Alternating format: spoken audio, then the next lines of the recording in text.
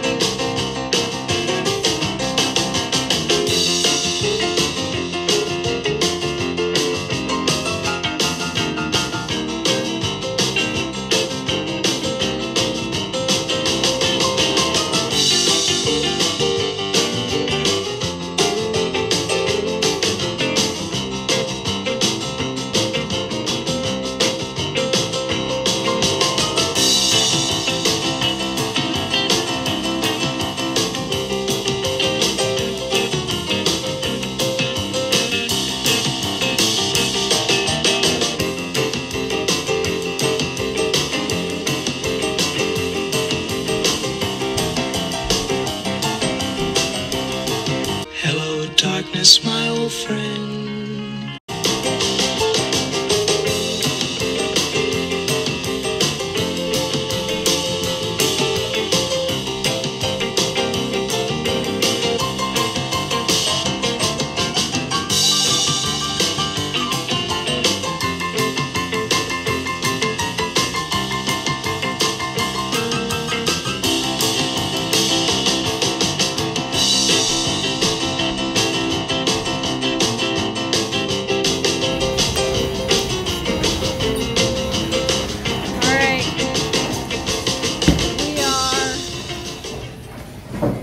30 minutes.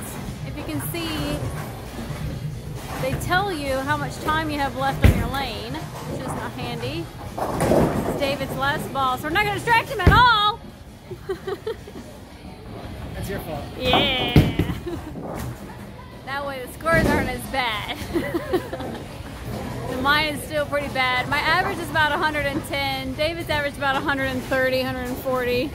So it's a pretty bad second game for both of us. But the phone's starting to die and we want to enjoy our last 45 minutes. So we're going to shut the camera off.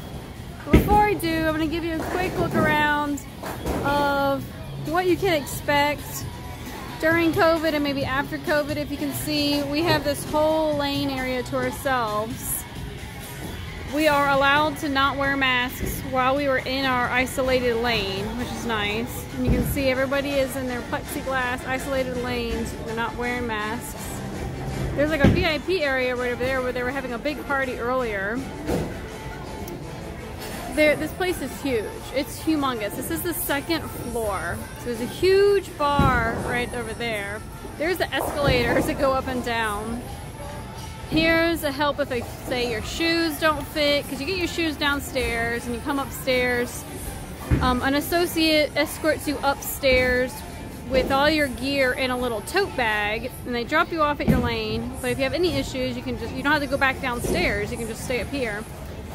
If you can see, there's several more lanes on that side. There's a guy bowling right there.